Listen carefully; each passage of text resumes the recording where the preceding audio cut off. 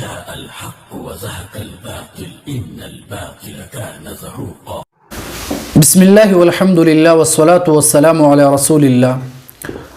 أما بعد فأعوذ بالله من الشيطان الرجيم. بسم الله الرحمن الرحيم. قل هل يستوي الذين يعلمون والذين لا يعلمون. صدق الله العظيم. وقال النبي صلى الله عليه وسلم: كانت بنو إسرائيل تسوسهم الأنبياء أو كما قال عليه الصلاة والسلام. انتہائی واجب الاحترام حضرات مسلمانان و دوستانو، یقیناً ستاسو په علم کې وي چې څو ورځې بعد د مردان په سرزمین باندې الیکشن وي او هغه الیکشن کې د دو کسانو په خپل مابین کې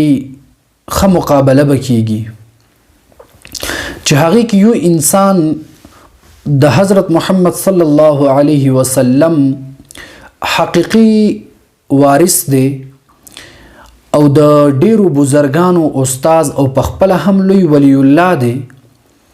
او د ډیرو شیوخو او د ډیرو علماء کرامو او د ډیرو مفتیانو استاز یعنی شیخ القرآن والحدیث حضرت علامه شیخ محمد قاسم دامت برکاتهم العالیه چې هغه هم د انتخاباتو په دغه سلسله کې حصه اخیستې ده او د ضلع مردان د طرف نه هغه انتخاباتو د پاره د هغه انتخاب شوی دی. بل طرف ته هغه انسان دی چې هغه هم مشهور شخصیت دی چې هغه کردار او گفتار او هغه کم سوچ او نظریه ده هغه هم سرګنده ده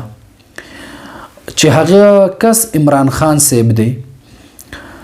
نو ما تاسو ته د الله رب العزت د قرآن مجید آیت ولوستله چې الله تعالی فرمایي چې آیا چرته عالم او یو جاهل په معنا د دې سره چې غیر عالم دا برابر دی؟ دا هرگز دا برابر نه دی،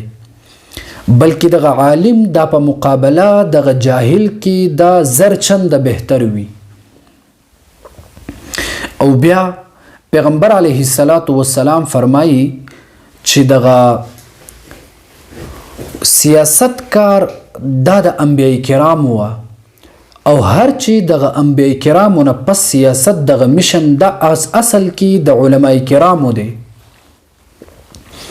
بهرحال دغه خلکو په نسبت د عمران خان بخوي، لیکن دا یو خبره به زه تاسو ته وکمه که عمران خان د دې زمانې بزرګ هم وي او د دې زمانې یو ډیر زیات نیک او نیک سیرته او پاک دامن انسان ولی نه وي، لیکن د حضور صلی الله علیه وسلم دغه یو حدیث ته به تاسو سوچ کوئ، فکر به کوئ، غور به کوئ او بیا به تاسو فیصله کوئ چې پیغمبر علیه السلام فرمایي چې دغه عالم دومره لوی مقام او مرتبه ده چې فضل العالم على العابد كفضلی على ادناکم، کہ عالم کا مقام اور مرتبہ اتنا بڑا ہے جتنا مقام اور مرتبہ پیغمبر صلی اللہ علیہ وسلم نے صحابہ کرام کو فرمایا کہ جتنا مقام اور مرتبہ میرا تم میں سے کسی ادنا صحابی پر ہے اتنا مقام اور مرتبہ معاشرہ میں ان عالم کا ایک عبادت کرنے والے عابد پر ہے. نو چې یو عبادت کون کې چې هغه د الله رب العزت عبادت کوي، د ګناهونو نه، د ګناه صغیره او د کبائرو نه ځان محفوظ ساتي، هغه سان د انسان نه دغه عالم دومره بهتر وي لکه چې څنګه حدیث کې بیان شو چې پیغمبر علیه السلام فرمایي چې زما فضیلت په یو ادنا صحابي باندې. وس چې عمران خان سے محترم چې څومره هم ښه وي ستاسو په نظر کې، لیکن چرته هم یو عالم ته نه رسي، چرته هم د عالمانو استاز او د دې زمانې د بزرګانو یو لوی پہچان او یو لوی نمونه چې هغه ولی ابن ولی دی هغې مقام او مرتبه ته نه رسي. بهرحال دغه دنیا کې خو ډیر زیات علماء کرام دی، لیکن د شیخ قاسم صاحب دامت برکاتهم العالیه خپل یو مقام او مرتبه ده او خپل یو شان شوکت عظمت دی نو د مردان دغه سرزمین والا خلکو ته دا پیغام دی چې چرته هم تاسو په خپل دغه اوټ په دغه فیصله کې تاسو چرته هم د غلطي او د غلط فهمي شکار نشئ. خپل دغه لوی ذمہواری او خپل دغه لوی فیصله دا چرته د غلط یا چرته نامناسب شخصیت ته تاسو دغه فیصله ورنکئ، بلکې ښه سوچ سمج سره. وس بعضې خلک دا وایي چې فلانکي ځای کې دغه بیل پاس شو دا نو اصل مین بنیادی خبره دا ده چې کله انتخاباتو وخت راشي مونږ لوی بزرګان چې هغې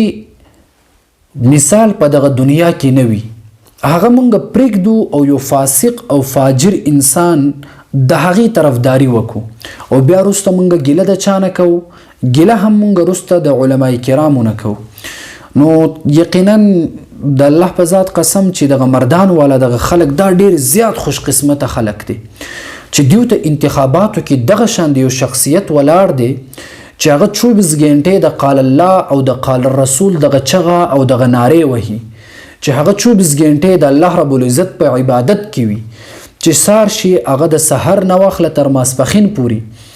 د احادیث د پیغمبر علیه السلام د هغې په ژبه باندې جاری وي، چې هغه د قال الله او د قال الرسول درس کوي. او بل طرف ته دغه شان دی یو انسان وي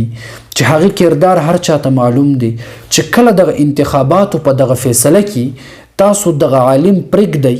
او دغه کس په باره کې فیصله وکړئ، د الله په ذات قسم چې تاسو دنیا کې هم او په آخرت کې هم تاسو د الله رب العزت په نسبت باندې مجرمان به یې. دا زه درته ګرنټي سره وایم، ځکه چې یو عالم او یو جاهل نشي برابر کېدلی. دا د الله یو قانون ده، دا د الله طرف نه یو ضابطه ده، دا یو نظام دی، دا یو قاعده ده. نو موږ ته پکار دی چې د الله رب العزت دین ته او دغه مسلمانی ته او د حضور صلی الله علیه وسلم شریعت ته موږ وګورو او بیا فیصله وکړو. نو موږ ته پکار دی چې موږ نور ملګرو ته هم ووایو، هغوی د خصوصا د شیخ صاحب محترم د شخصیت نه آگاه کو چې دا څنګه شخصیت دی. الله رب العزت دی په دغه روز باندې شیخ صاحب محترم ته باری اکثریت سره کامیابی او کامرانی نصیب کی او ټولو ملګرو ته هم دغه پیغام دی چې شیخ صاحب محترم د لپاره خصوصا دعاګانې وکئ، روژې ونیسئ او نفلونه وکئ او په مدارسو کې چې څومره طلبه کرام د ختمونه وکئ چې الله رب العزت شیخ صاحب محترم ته دغه کامیابی نصیب کی. که چرته شیخ صاحب محترم الله دی ونه کی که دغه خلق دوکه شوی په دغه بل انسان باندې، دغه شیخ صاحب دا د یوازې د شیخ صاحب بیلنه به نه وي بلکې دا د ټولو علمای کرامو بیلنه ده. او که شیخ صاحب محترم دغه عظیم میدان فتح کی نو دا د یو شیخ صاحب محترم فتح نه ده بلکې زموږ د طلبای کرامو او د ټولو علمای کرامو فتح ده. الله رب العزت د شیخ صاحب محترم ته فتح نصیب کړي، الله رب العزت د شیخ صاحب محترم